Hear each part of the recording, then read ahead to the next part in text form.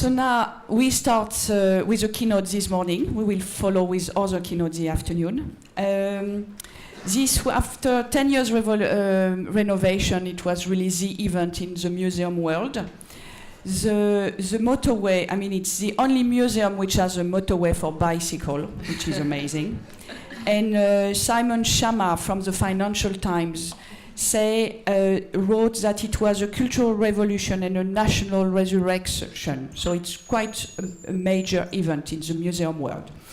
And Marjolien Meynen joined the Rijksmuseum in 2008. You are head of communication and you come from a very interesting background, which was a consumer background. So now you're going to explain us the strategy for the reopening. Thank you. So, thank you for being here. I will tell you today more about our reopening and the journey we made with all of our people in the Rijksmuseum of the past 3 to 4 years, because you maybe have seen in the last month something of the Rijksmuseum, but it was really a preparation of years to get it there. I won't tell the whole story, simply because there's no time, but if you have any questions or you want to know more, you can always contact me later on, and I'm very happy to share our learnings and thoughts with you. So now I'm going to show you a little, can you please stop it? First I'm going to show you a little movie, and actually I promised that to my team. I didn't want to take it with me, but I said, if you go to this conference, can you please show them this little movie, because we're so proud of what we've done. So I promised them, and I'm going to do it. So I'm very sorry for you, but you have to see it because it was my promise. But I think it's nice anyway, as a sort of warming up.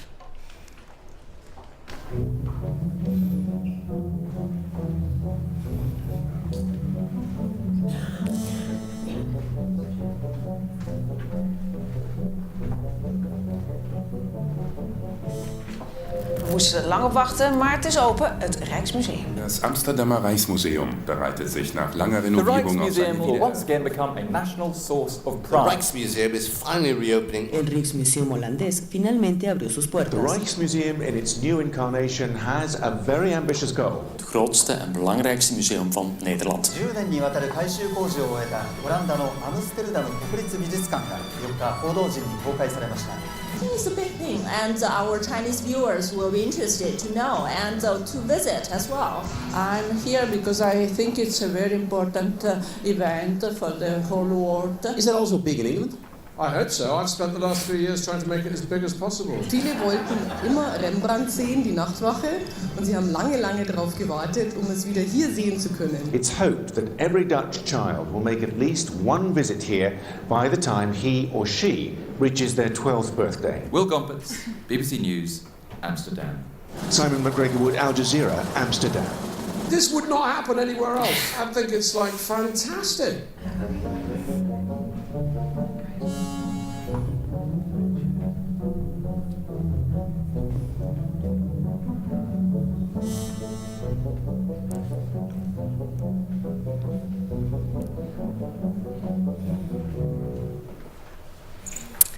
So this is just a summary of our of the press which we had in the beginning of April to see the museum, and it also it's a very big learning already for us what we've and we really worked on. We wanted to make the Dutch people proud of their museum, and I don't know how it is in your country, but people are always a bit nagging up to the National Museum, especially when it's 10 years closed and a big renovation.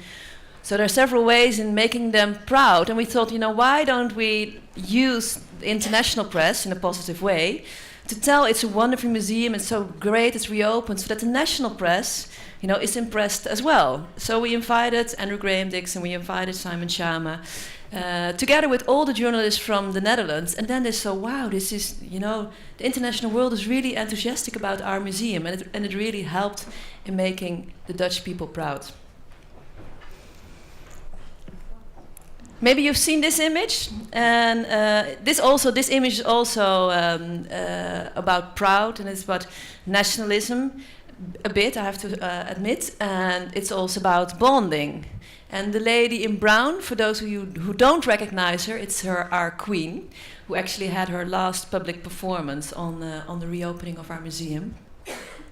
And it's an image I saw more or less a few years before, And I really wanted to create this kind of image for the reopening of the Rijksmuseum. It was an image that I saw when I was lying on the couch, because I was very, very pregnant. It was in 2010, I was with my big belly. And at that time, it was the World Championship with soccer.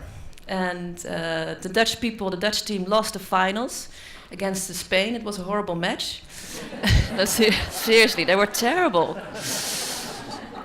But the funny thing about Dutch people is that, no, we didn't say we lost the match. We were second in the World Cup.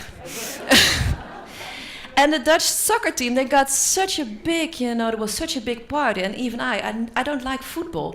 I was wearing orange. So, Damien, my favorite color is orange. So I was wearing orange. And I was thinking, why, if football can do that, I will show you how it was like. Clemence, can you start this little movie? It's the Queen again. They lost, huh?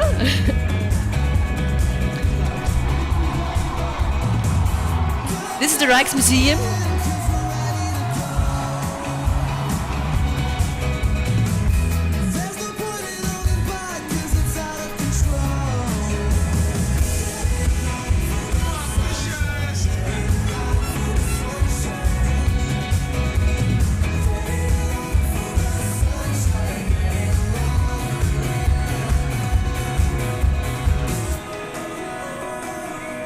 This is our museum there in the back.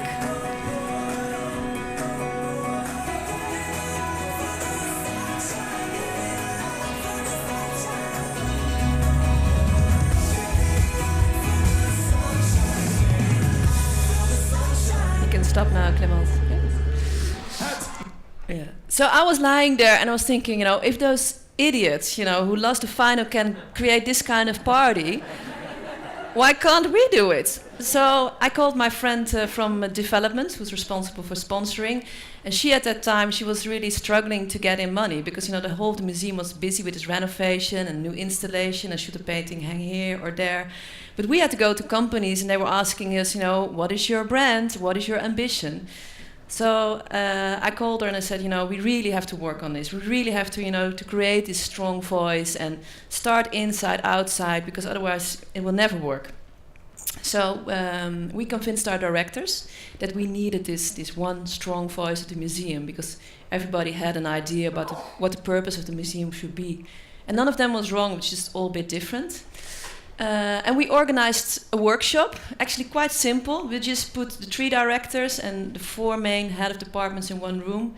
And we said, you can simply can't leave this room today if we don't have what I call a mantra, or what you can call a purpose. If we don't have this, if we don't have clear values, and if we don't have our ambition. And by the end of the day, we had a very simple. This is actually the result of the whole workshop.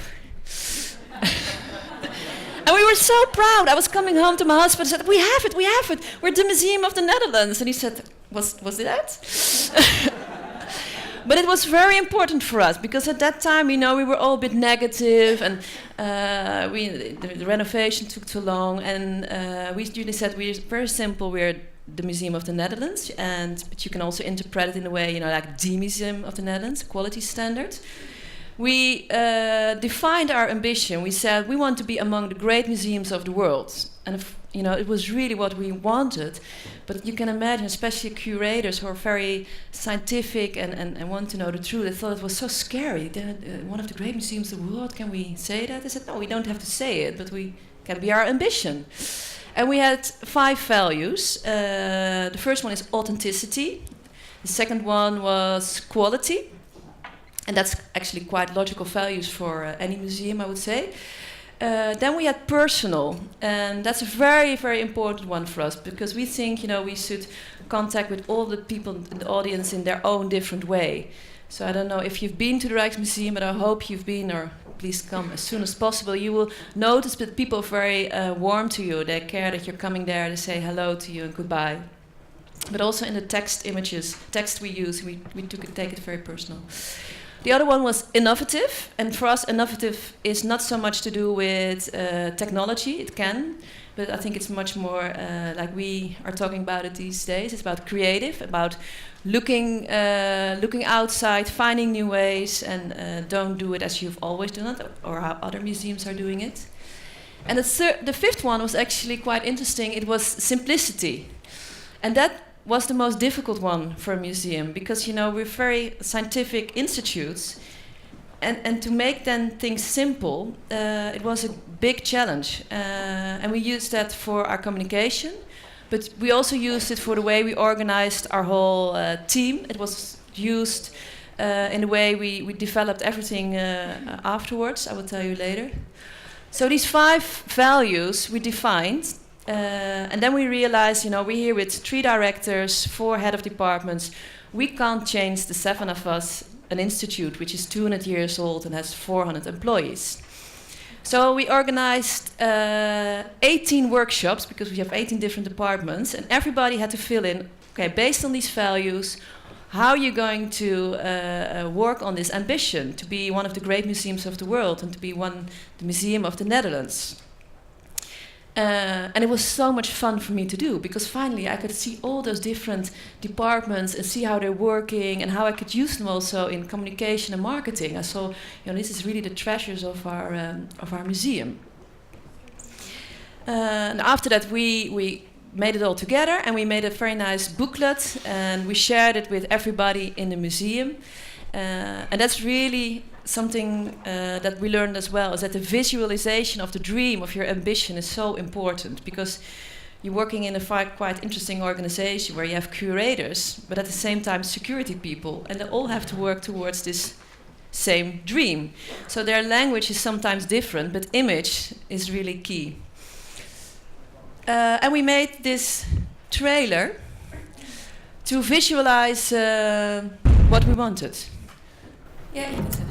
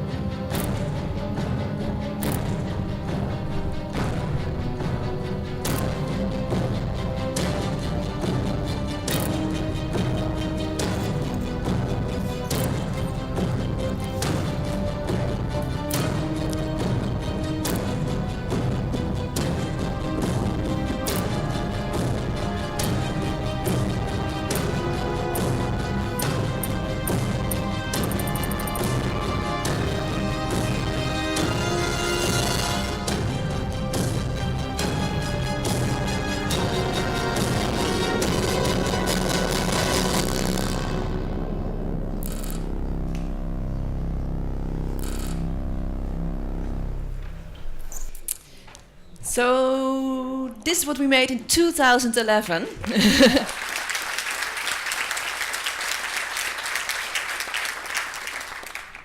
This is what we made and actually really to show to our team, to our people, and also to our stakeholders and sponsors, okay, we're not there, but we're getting there, and this is our dream, and come on, work with us.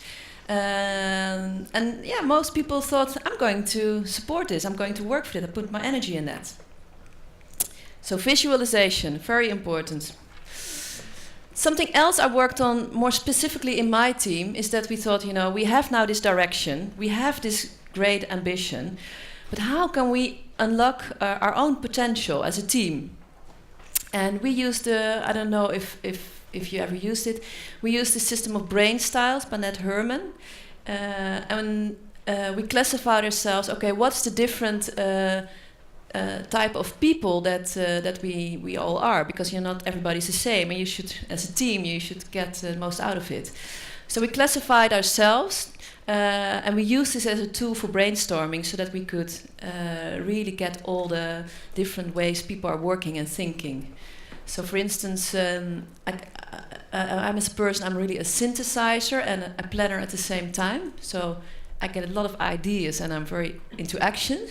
But I'm not so good in networking, so I sometimes forget a bit the world around me. So it's good that other people can do that. And by coming up with new ideas, we really use it in a systematically way.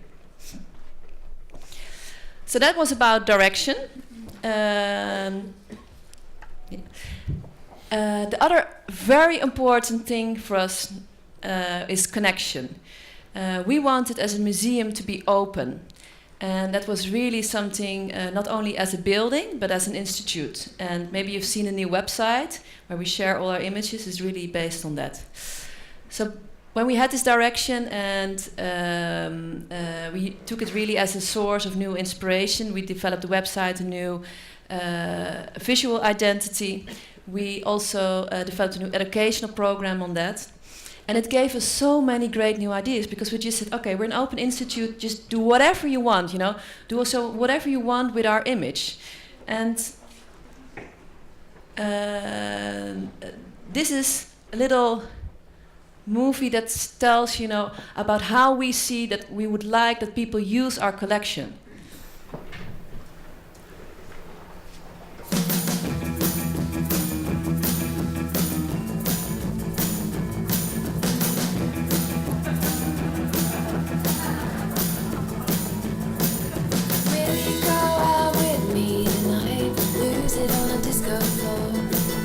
Take the night bus with me tonight. Frost on the window.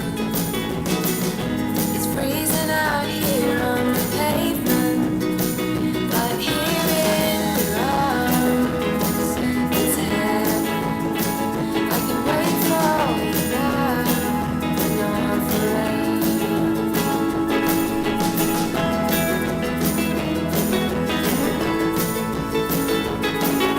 I've tried everything I know to make you understand. This is not a game for broken hearts played by a lonely band. We both got so much to lose, but here in your arms, it's here. I wait for you now, not forever.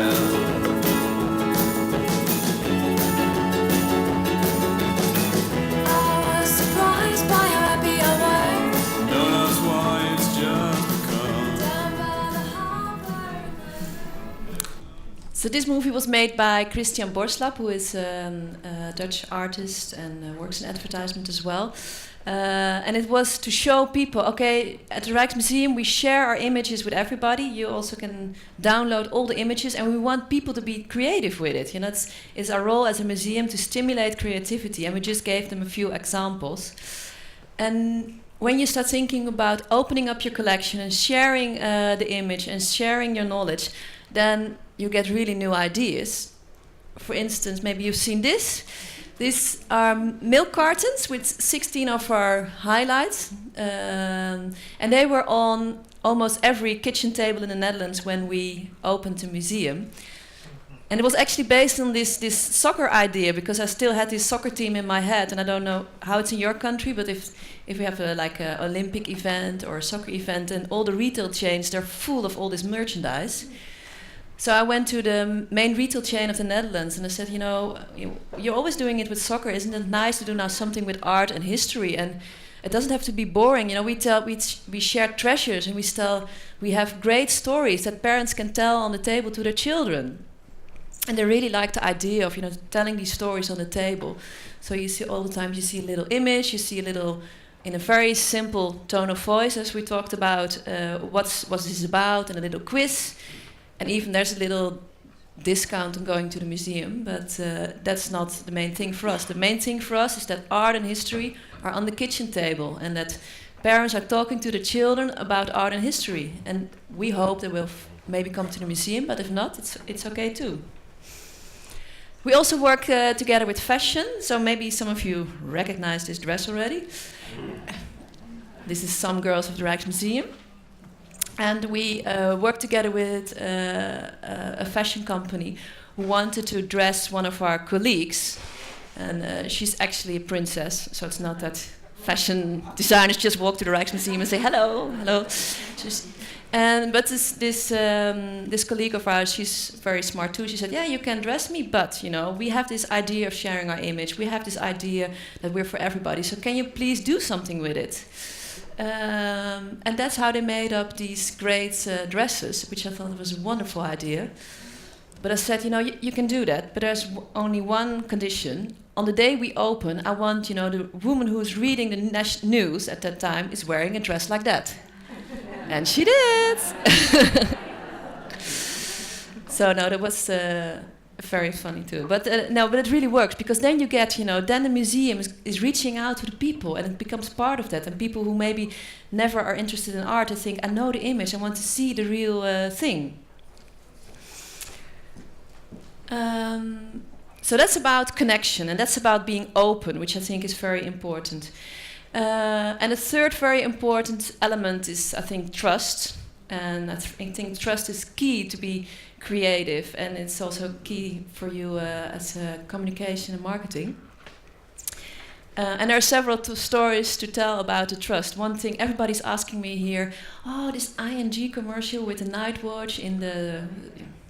So that's, can you imagine that we were preparing all the communication towards the reopening, and it was like a military plan. And all the sponsors, we asked them, can you activate also the Rijksmuseum? They said, yes, of course.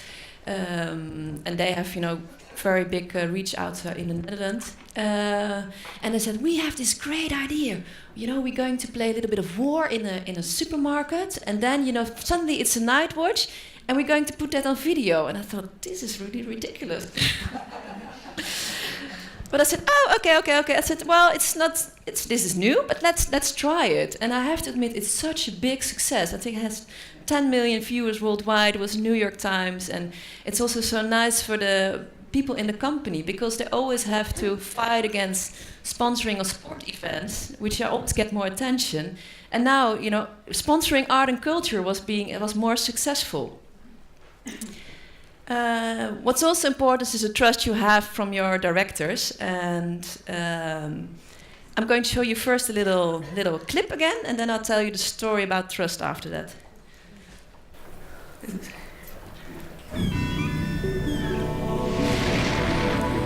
This is a real historic site. My mother used to work here. As a kid, the first thing I did was run to the armory.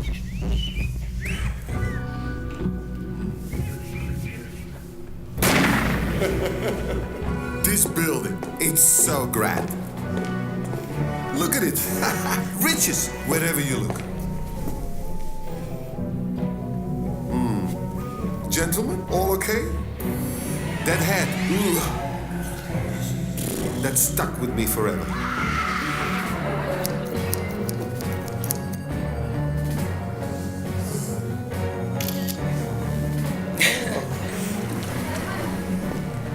Yeah, it's all coming back. I'm still very grateful to my mom.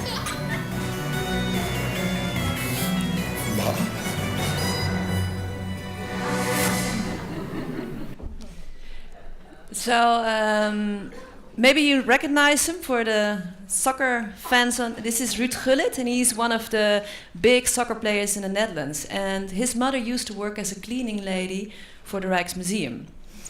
And towards his reopening, we had segmented our audience in 6 target groups, and each target group had his own ambassador. So, for instance, Simon Shaman, Andrew Graham Dixon, which you just saw, was more for the intellectual, cultural people.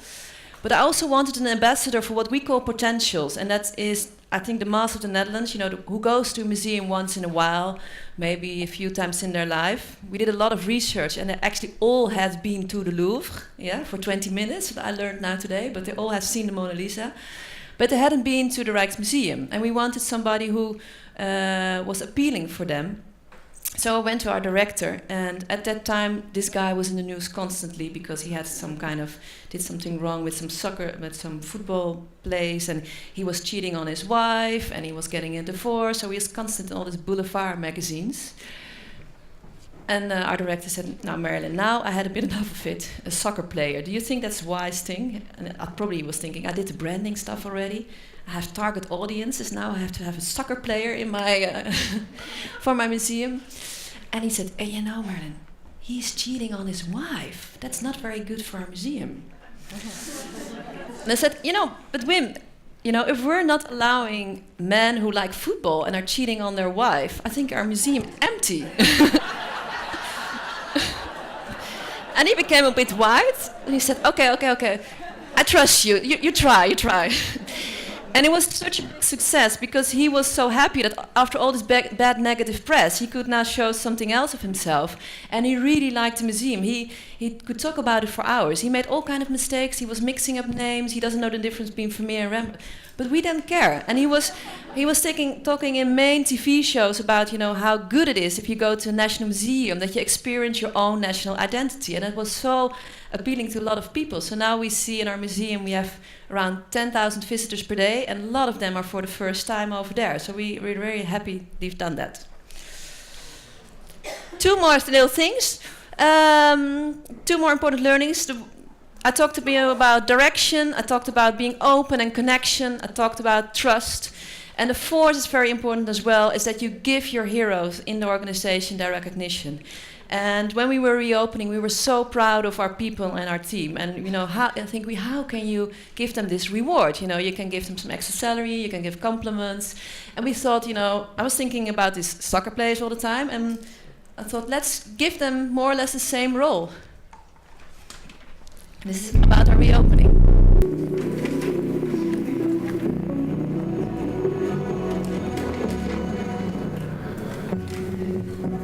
These are our heroes. This is all the people from the Rijksmuseum.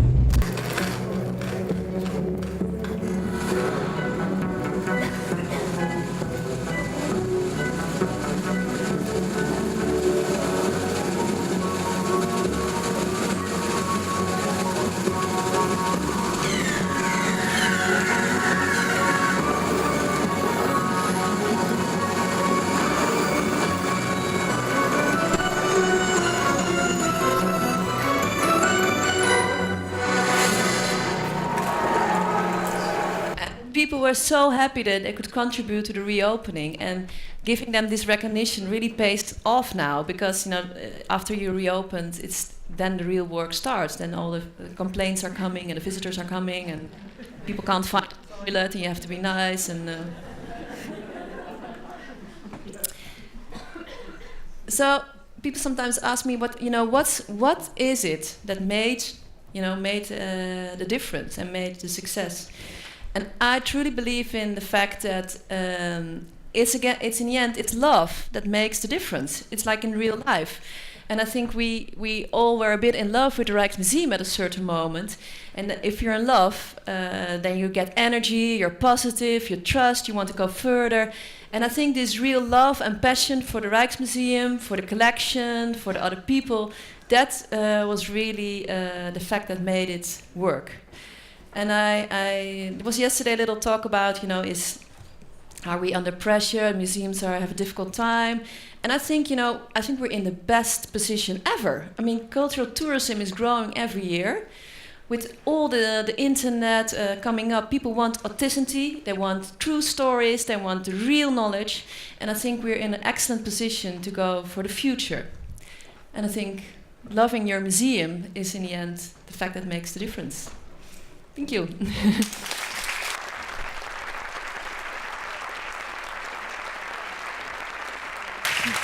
Thank you very much, Marjolaine. It was a brilliant presentation. That was amazing, and I think we will be all inspired for future openings.